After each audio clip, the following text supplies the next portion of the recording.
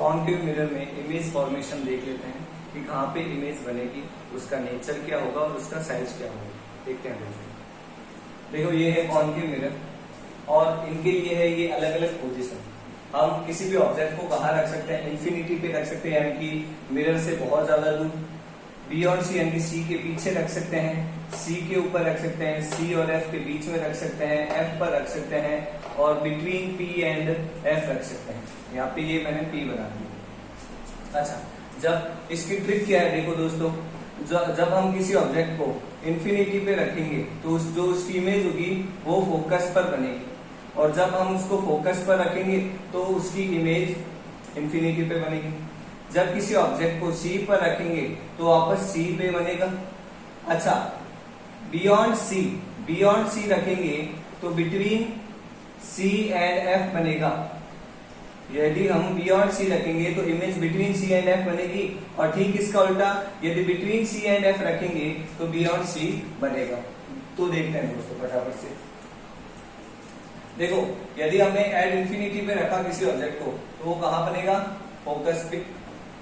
उसके बाद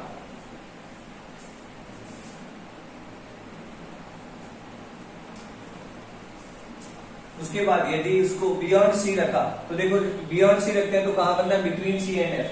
तो कहां रखेंगे उसको, बिटवीन सी एंड एफ। अच्छा, ठीक इसका ऐसे ही, यदि सी पर रखेंगे तो वापस कहां बनेगा, सी के ऊपर ही बनेगा। और बिटवीन सी एंड एफ रखेंगे तो कहां बनेगा, बियॉन्ड सी। कहां बनेगा, बियॉन्ड सी। उसके बाद यदि किसी ऑब्जेक्ट को इनफाइनाइट पे रखते तो फोकस पे, और फोकस पे रखते तो इनफाइनाइट पे, तो कहां बनेगा, इन्फिनिटी पे। अच्छा, यदि लास्ट वाली पोजीशन जो अलग है, यदि हम किसी ऑब्जेक्ट को एफ और ओ के बीच में रखें, तो एफ और पी के बीच में या एफ और ओ के बीच में रखें तो वो कहां बनेगा। तो देखो, सारी जो इमेज है ये जो बन रही थी, इधर ही ऑब्जेक्ट रख रहे थे और इधर ही इमेज बन रही थी, लेकिन ये जो लास्ट वाली पोजीशन है जिसमें हम एफ और बी के बीच में रख रहे हैं, उसकी इमेज इधर की तरफ बनेगी। तो इसकी इमेज कहां बनेगी, इसकी इमेज फ्रंट ऑफ मिरर के आगे, बिहाइंड द मिरर बनेगी। तो कहां बनेगी, बिहाइंड द मिरर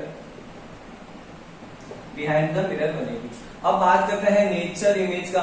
तो देखो, इसमें ये जो कॉन्केव मिरर है, इसमें जो इमेज बनती है उसका नेचर होता है रियल और इन्वर्टेड, यानी कि रियल इमेज बनेगी और उल्टी इमेज बनेगी। तो इन सब में मैं क्या लिखूंगा, रियल और इन्वर्टेड। इन सब में मैं क्या लिखूंगा, रियल और इन्वर्टेड, रियल इन्वर्टेड। लेकिन ये जो लास्ट वाली पोजीशन है, इसमें ये सारे तो इधर की तरफ बनते हैं तो ये हो गए रियल, लेकिन ये राइट हैंड की तरफ बनेंगे, इसलिए इनमें इसको मैं बोलूंगा वर्चुअल। क्या बोलूंगा, वर्चुअल। और जो वर्चुअल इमेज होती है वो सीधी बनती है, यानी कि इरेक्ट बनती है। तो ये इमेज बनेगी इरेक्ट, बनेगी सीधी बनेगी। अब देखिए दोस्तों, यदि मैं ऑब्जेक्ट को दूर ले जाऊं तो उसकी जो इमेज बनेगी वो छोटी बनेगी, लेकिन जैसे जैसे पास लाता जाऊंगा इमेज जो है वो कहां जाती जाएगी, दूर जाती जाएगी और बड़ी बनती जाएगी। तो देखो, मैं जब इन्फिनिटी पे रखा तो फोकस पे बनी, तो वो बनी थी पॉइंट साइज। कैसी बनेगी, पॉइंट साइज बनेगी। अच्छा, इसमें अब इमेज थोड़ी बड़ी होगी लेकिन डिमिनिश्ड होगी, डिमिनिश्ड बट कैसी होगी, ऑब्जेक्ट से छोटी, तो स्मॉल देन ऑब्जेक्ट,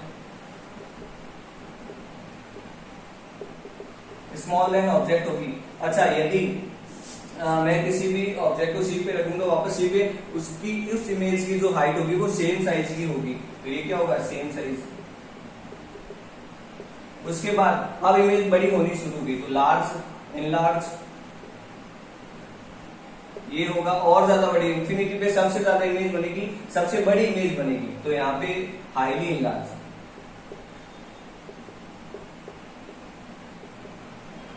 और यहाँ पे जो स्पेशल कंडीशन है, इसमें जो इमेज बनती है वो छोटी बनती है, तो यहाँ पे होगी डिमिनिश्ड।